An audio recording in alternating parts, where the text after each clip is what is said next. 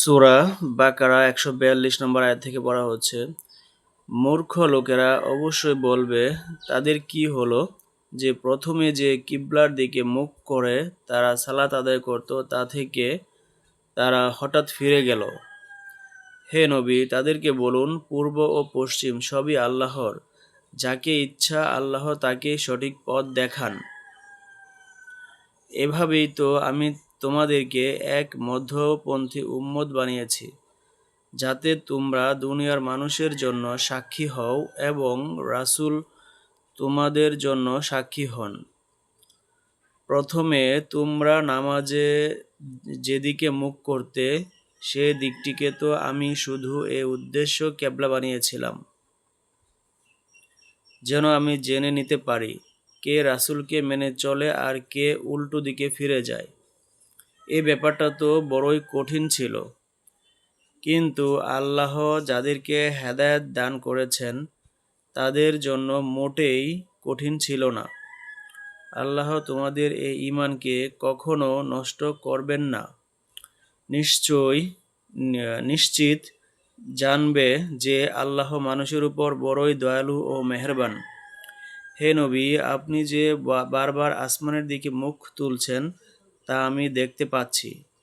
নিন, এখন আমি ওই কিবলার দিকেই আপনার মুখ ফিরিয়ে দিচ্ছি, যা আপনি পছন্দ করেন।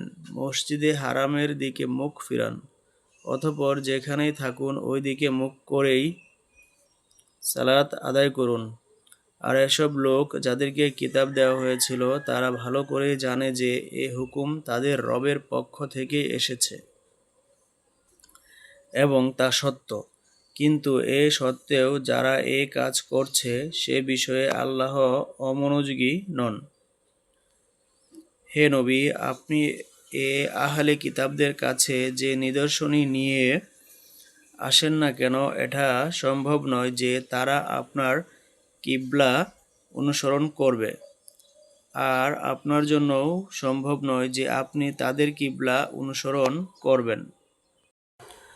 তাদের কোনো দলই অন্য কারো কিবলার অনুসরণ করতে রাজি নয়। আপনার কাছে যে ইলম এসেছে তার পরও যদি আপনি তাদের ইচ্ছেমতো চলেন, তাহলে তো অবশ্যই আপনি জালিমদের মধ্যে গণ্য হবেন।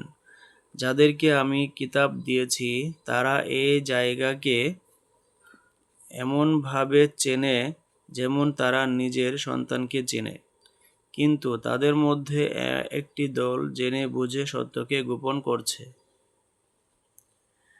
এটা অবশ্যই আপনার রবের পক্ষ থেকে একটা সত্য বিষয়, সুতরাং এ বিষয়ে আপনি কখনো কোনো সন্দেহে পড়বেন না। প্রত্যেকের জন্যই একটা দিক আছে যে দিকে সে মুখ করে থাকে, কাজেই যা ভালো সেদিকে একে অপরের আগে এগিয়ে চলো। তোমরা যেখানেই থাকবে আল্লাহ তোমাদের সবাইকে নাগালে পাবেন। কোনো জিনিস তার ক্ষমতার বাহিরে নয়।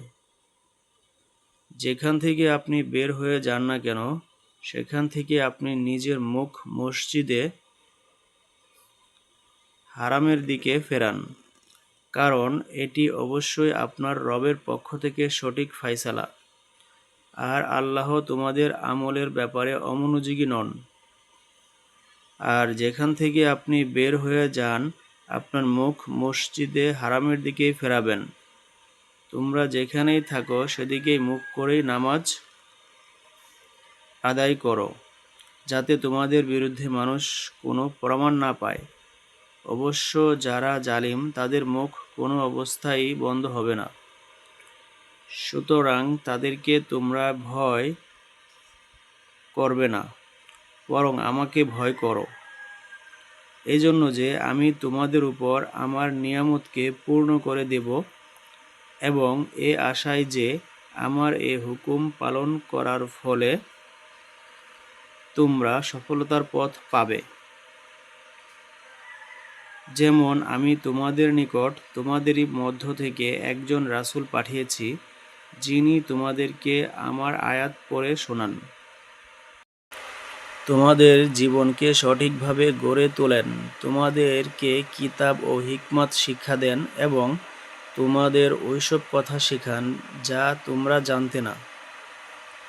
কাজেই তোমরা আমাকে মনে রেখো, আমিও তোমাদেরকে মনে রাখব, এবং আমার শকর আদায় করো, আমার নিয়ামতের কুফরি করো না।